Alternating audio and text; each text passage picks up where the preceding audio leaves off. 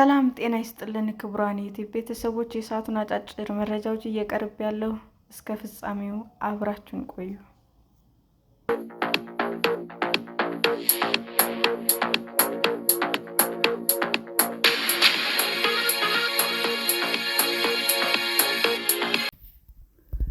ሟች የዚምባብዌው ፕሬዝዳንት ሙጋቤ በኤፕስተንዶስ ውስጥ ስማቸው ተጠቅሶ ተገኘ።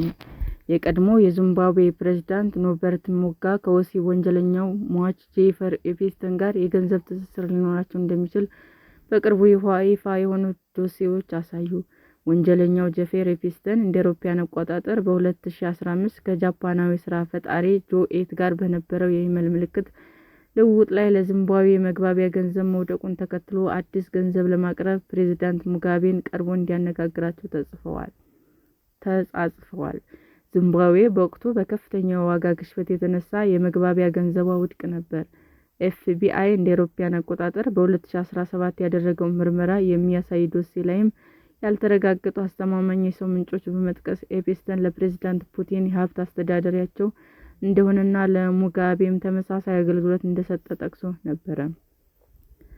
ግለሰቦቹ በኤፕስታይን ዶሴዎች ውስጥ ስማቸው ተጠቅሶ ተገኘ ማለት የሰሩት ጥፋት አለ ማለት እንዳልሆነ ተገልጿል።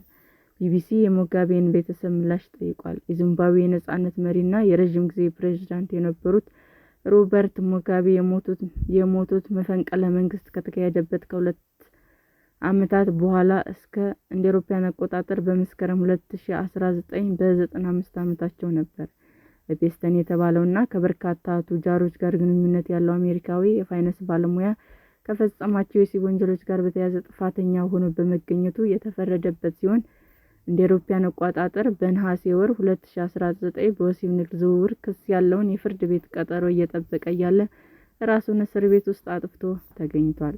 እንደ አውሮፓውያን አቆጣጠር በ2008 በፍሎሪዳ ውስጥም ከ14 ዓመት ልጅ ጋር የግብረ ስጋ ግንኙነት ለመፈጸም በመጠየቅ ወንጀል ጥፋተኛ ሆኖ በመገኘቱ የተፈርዶበት የነበረ ሲሆን እንደ አውሮፓውያን አቆጣጠር በሐምሌ 2010 የእስራት ፍርዱን አጠናቋል።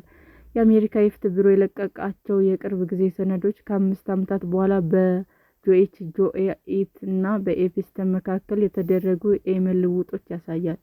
ይፋ የሆነው ሰነድ ላይ የኢትዮ ኢሜል አድራሻ የተሰነዘረ ሲሆን ለዚምባብዌ አዲስ የመግባቢያ ገንዘብ ስለመስጠት ያወራል። ለፍለጋ የሚሆን ለም መሬት በሚል ርዕስ የተጻፈው መልእክት ላይም ኤፕስታይን ከሙጋቤ ጋር ወዳጅ እንደሆነ ሲጠይቅ አይደለሁም፣ ግን ትኩረት በቀላሉ ማግኘት ቢቻል ዚምባብዌ በጣም ጥሩ ቁርስ ትሆናለች፣ እንዲሁም ውብ መሆን አለባት ሲልም መልሷል። ኢትዮ በመስከረም 2019 ኤምኤት ሚዲያ ላቦራቶሪ ኃላፊ ከነበረበት የአካዳሚክ ማዕከሉ ከኤፕስታይን በተቀበለው ልገሳ ምክንያት ከስልጣን ለቋል። የአሜሪካ የፋይናንስ ባለሙያ የሙጋቤ ሀብት አስተዳዳሪ ቢሆን ኖሮ ፕሬዝዳንት የጣለባቸውን ማዕቀቦች የጣሰ ስለሚሆን ቢቢሲ በቅርቡ በተለቀቀው የኤፕስታይን ዶሴዎች ውስጥ ስለተካተቱ ሰነዶች ተጨማሪ መረጃ ለማግኘት ኤፍቢአይን ጠይቋል። ሙጋቤ እንደ አውሮፓውያን አቆጣጠር ከ2003 ጀምሮ በአሜሪካ ማዕቀብ ተጥሎባቸው ነበር። በዚህም የተነሳ የአሜሪካ ኩባንያዎችና ዜጋዎች ከሙጋቤ ጋር እንዳይነግዱ ወይም የገንዘብ ግብይቶች እንዳያደርጉ ተከልክለዋል።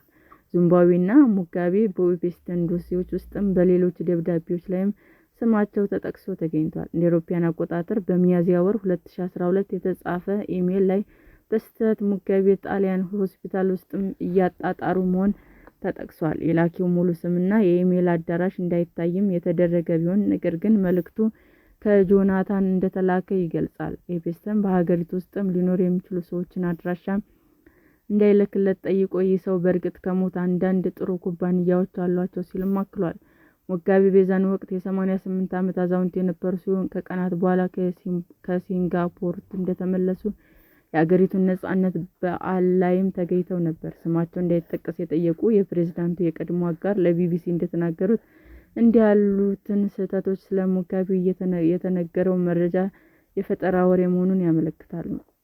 ዚምባብዌ አሁን በሙጋቤ ዛኑ-ፒኤፍ ፓርቲ የምትመራ ሲሆን እንደ አውሮፓውያን አቆጣጠር በ2009 የዚምባብዌ ዶላር የመግዛት አቅም ከወደቀ በኋላ ለ10 ዓመታት በዋጋ ግሽበት ውስጥ ቆይታለች። አዲስ የመግባቢያ ገንዘብ ለማስተዋወቅ የተደረጉ በርካታ ሙከራዎችም አልተሳኩም። ነገር ግን ከ2 ዓመት በፊት የተጀመረው ዚግ የተባለው የመግባቢያ ገንዘብ ምንም አይነት ብዙ ሰዎች አሁን በአሜሪካ ዶላር ላይ ጥገኛ ቢሆኑም ኢኮኖሚያ ማረጋጋት ችሏል። ሰላም ጤና ይስጥልን ውድ የዩቲዩብ ቤተሰቦቼ እንዴት ናችሁ? አዲስ ጀማሪ ነኝና ሰብስክራይብ ያደረጋችሁ አበረታቱኝ። አመሰግናለሁ።